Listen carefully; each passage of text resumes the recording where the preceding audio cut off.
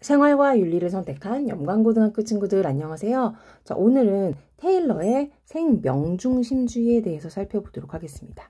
네, 여러분 필기한 할까요? 생명중심주의면 누구까지 도덕적 고려의 범위의 대상에 포함시키죠?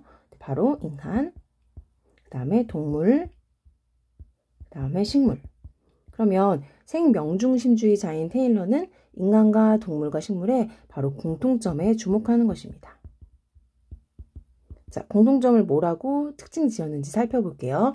지난 시간에 배운 슈바이처의 사상을 이어받은 사람이 바로 테일러입니다. 사람 이름에다가 표시, 밑줄 한번 가볼게요. 네. 먼저 모든 생명체가 도덕적 고려의 대상이고요. 인간, 동물, 식물 표시하시고요. 의식의 여부와 상관없이 공통점은 뭐냐면 표시할게요. 인간, 동물, 식물. 그러니까 우리 집에서 키우는 난초, 어머니가 키우는 화분, 이러한 풀들은 나무, 자기 보존과 행복이라는 목적을 지향하면서 살아가고 있어요.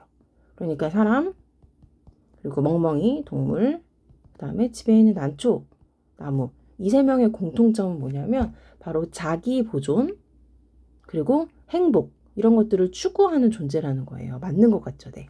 그리고 이 사람들의 이제 표현을 이제 들어보면 테일러의 주장은 좀 이렇게 시적이고 문학적인데 뭐라고 표현하냐면 바로 목적론적 삶의 중심에 있다라고 이야기하는 것입니다. 다른 이제 인간을 위한 도구나 수단으로 쓰이는 게 아니라 이 존재자들도 사람들과 마찬가지로 그 존재자들의 삶에서는 삶의 중심에 있고요. 어떤 목적? 네, 자기 보존과 행복이라는 것을 추구하는 목적을 가지고 있다라고 이야기하는 것입니다. 한 번 더 쓸게요. 그래서 이제 그런 이제 의식과 상관없이 식물까지는 어떻게 행동하냐면 자기의 생존, 맞죠? 번식, 맞죠? 환경에 적응 하기 위해서 자기 보존이나 행복 같은 그런 목적을 추구하며 살아가는 존재자들입니다. 그래서 이 세 존재자들을 다 도덕적으로 고려해야 된다라고 이야기하는 것이죠. 그리고 또 한번 표시할까요? 모든 생명체가 또 나오네요. 그래서 자신의 고유한 방식으로 식물은 식물 나름의 방식으로 자신의 선을 추구한다는 점에서 인격체, 인간과 다름없는 내재적 가치, 존엄성을 가지고 있다. 그래서 생명체가 이제 뭐냐면 표시할게요. 네. 키워드가 바로 모든 생명체입니다. 어렵죠? 네. 모든 생명체는 이렇게 표현하면은 그 단어가 너무 평범해서 이제 지나치기 쉬운데 바로 생명중심주의의 키워드고요. 또 어디까지 생각해야 되냐면 인간과 동물과 식물을 도덕적으로 동등하게 고려한다. 그러려면 공통점을 찾아야 되니까 공통점은 뭐? 네, 다시 한번 표시할게요. 네. 자기보존과 행복이라는 목적을 지향하고 있으며 목적론적 삶의 중심에 살고 있다. 그 존재자들은 생존, 번식, 환경 적응과 같은 나름의 삶의 방식대로 자신의 행복을 추구하며 살아가고 있다. 맞는 것이죠. 그 난초들도 햇빛을 보여주는 방향으로 살아가기 위해서 애쓰고 또 물을 안 줘서 만약에 죽게 되면 자신의 뿌리에 남아있는 물을 끌어다가 올리면서 생존하기 위해 애쓰고 번식한다는 점, 씨를 뿌리고 하는 것들, 그 환경에 적응하려고 하는 것은 생명이 있다는 것만으로도 도덕적 고려의 대상이 되어야 된다는 이제 충분한 조건입니다. 그래서 밑에 내려와서 볼게요. 네. 생명중심주의는 도덕적 고려의 범위를 생명체, 모든 생명체까지 표시하고 확대해서 모든 생명의 소중함을 또 나오죠? 일깨워 주었습니다. 그러나 생태계 전체, 살아있지 않은 무생물까지 고려한 것은 아니기 때문에 요즘에 이제 환경 문제가 많은데 그것을 극복하는 데 한계를 가지고 있다고 이야기하는 것입니다. 내용이 굉장히 쉽죠? 근데 좀 테일러에서는 디테일하게 외워야 될 게 있어서 선생님 여기다가 한번 적어 보도록 할게요. 먼저 수능에 나오기도 하는 내용이라 중요하다고 표시를 하겠습니다. 그 테일러가 주장하는 이게 있어요. 자연을 식물까지잖아요. 존중할 때 인간의 4가지 의무가 있습니다. 여기 있는 식물까지를 이제 고려할 때 그 고려하는 방법 중에서 자연을 존중하는 방법, 인간이 자연을 이렇게 대해야 된다는 4가지 의무가 있는데요. 선생님, 저 의무라는 단어 들어봤어요 하는 친구들 얘기해 볼까요? 그 앞에 나왔던 사상가 중에서 누구? 이런 건 심화여서 이제 기억나는 친구들만 있을 텐데, 인간중심주의에서 한 명, 간접적 의무와 직접적 의무를 얘기했던 이제 칸트, 그리고 동물중심주의, 네.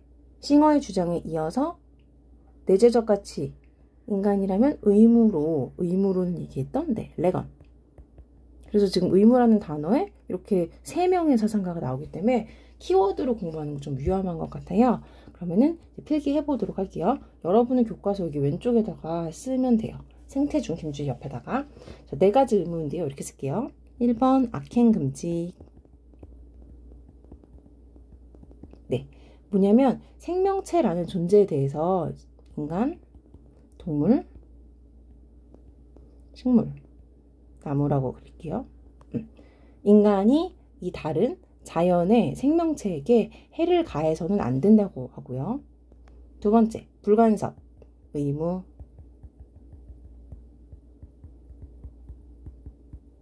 이렇게 표현하는데, 우리가 그 나머지 여기 있는 인간들, 존재자들, 그 다음에 동물, 개체수, 그 다음에 또 나무도 이렇게 수가 있잖아요. 그러한 개개별의 유기체의 생명에 대해서 간섭하고, 또 생태계나 생명 공동체에 이제 간섭해서 막 개체수를 막 조절하고 이런 행동을 하면 안 된다고 얘기하는 거예요. 생명체에. 3번째는요, 성실의 의무. 뭐냐면 이제 야생 동물인데요. 동물인데 여기 2번째 동물군에서 야생 동물에게 이렇게 대해야 된대요. 자연 존중의 태도는 야생 동물들을 이제 속이거나 기만하는 행동 있죠. 써볼까요? 뭐 덫을 놓거나 사냥을 하거나 낚시 하는 것은 지금 동물이라는 개별, 야생 동물이라는 개별 생명체를 해치는 거죠. 그래서 안 된다. 금지. 그 다음에 4번째는요. 좀 어려워서 밑으로 내려와서 쓸게요. 짠. 네. 보상적 정의라고 쓰겠습니다. 정의 우리 배웠죠. 정의란. 네. 이 부분이 그 모의고사 그리고 수능에서 이제 자주 언급되는 부분이라 선생님이 보상적 정의에다 표시할게요. 네. 4번, 1, 2, 3, 4. 다 중요하지만, 네. 만약에 인간이 다른 생명체에,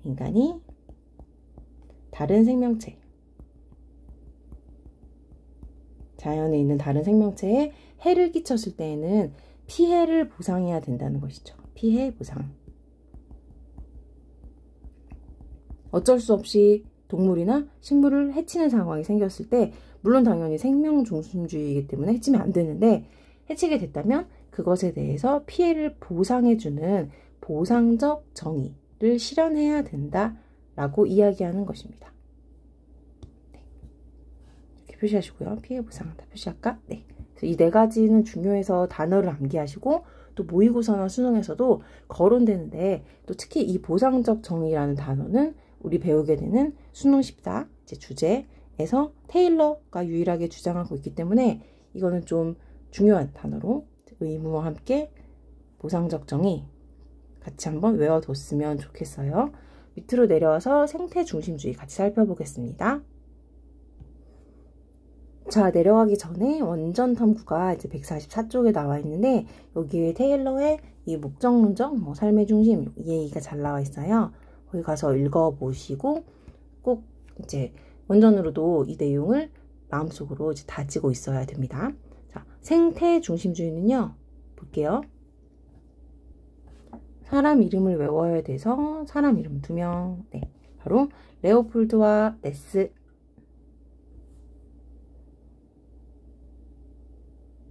근데 수능에 많이 나오는 사람은 레오폴드. 거의 나온다고 생각하면 돼서 그 네스의 내용은 레오폴드의 내용과 비슷하고 생태 중심주의이다 정도까지만 알면 돼요. 해서 지금은 이제 대지윤리를 주장한 레오폴드의 내용을 중심으로 살펴보도록 하겠습니다. 사람 이름 2명, 레오폴드, 네스.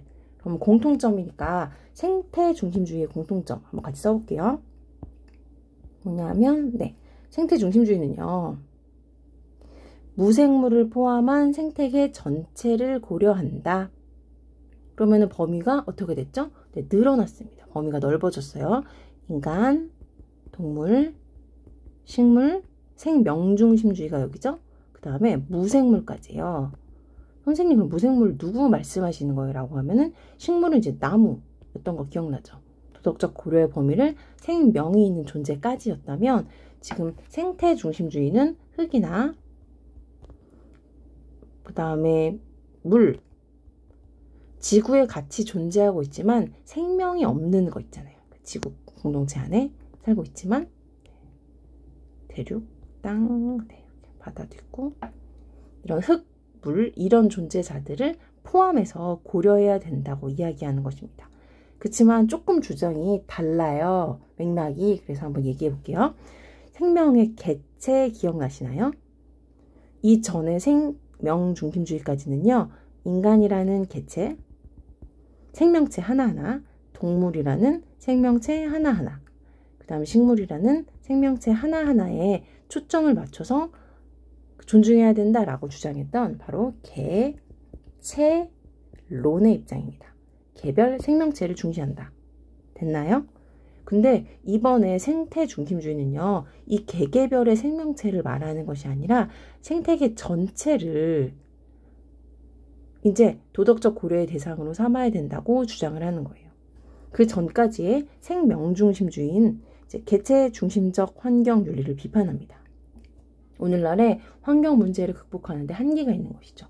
개개별의 생명체만 존중했다가는 이 지구 공동체라고 하는 것을 존중하기 어렵다라고 해서 도덕적 고려의 범위를 넓혔는데 개별 생명체, 개개별의 생명체, 인간, 동물, 식물 이제 넓혀갔는데 더 넓히는 거예요.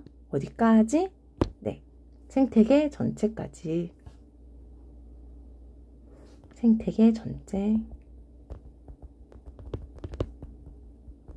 점점 늘려서 인간까지, 인간과 동물까지였던 고등 동물, 고등 능력을 가진 동물들까지, 그 다음에 인간, 동물, 식물까지 고려하자 해서 점점 더 넓어져서 생태계 전체, 인간, 동물, 식물, 무생물까지 고려하자는 주장을 하게 됩니다.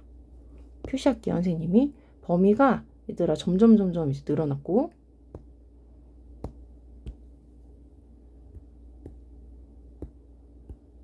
이번에는 고려의 범위를 어디까지?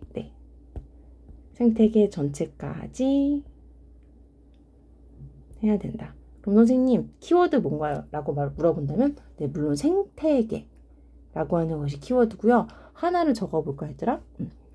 인간을 이렇게 표현하는데 생태 중심주의에서 인간을 이렇게 표시합니다. 인간을 이퀄이라고 쓰시고요. 생명, 공동체, 일원이라고 왼쪽에다 크게 쓰세요. 이유가 있어요. 생태 중심주의에서는 인간 한 명의 이제 존재자, 어떤 특별한 점, 인간만이 가지고 있는 이성 이런 것들을 강조하는 것이 아니라 생명 공동체라고 하는 이 생태계의 일원이라고 규정을 짓는 거야. 근데 그 단어를 생명 공동체라고 해서 키워드처럼 외우면 안 되는 게 위에 나와 있는 테일러 도 표시할게요. 생명 공동체 일원이라는 표현을 합니다. 그래서 다시 한번 정리하면 생명 공동체 일원이라고 인간을 표현한다는 점에서는 테일러 생명 중심주의자와 여기 밑에 레오폴드가 공통점인데 생명 공동체 자체를 중시한다. 여기 나와 있는 생태계 전체를 중시한다. 지구 자체, 생태계 자체. 그 자체에 도덕적 지위가 있다고 생각해서 아까 얘기했던 이 지구 공동체, 이 공동체를 중시하는 것이 바로 전인론인 생태 중심주의 입장이에요. 그래서 레오폴드의 주장은 대지, 흙, 물 이런 것들을 포함한 대지를 잘 보살펴야 된다라고 하는 주장이니까 대지윤리인 거고, 네스는 표층적인 단층적인 그런 생태주의 말고 의식까지 바꿔야 된다. 심층적으로 바꾸자라고 해서 심층 생태주의인 거예요. 필기를 얘들아 여기까지 해놓고 다음 페이지로 넘어가서 한번 내용을 보도록 할게요. 자, 여기 보면 만화로 이해하는 관계 나와 있어서 보시고요. 넘어가면 이제 레오폴드가 나와 있는데 138페이지라고 쓸게요.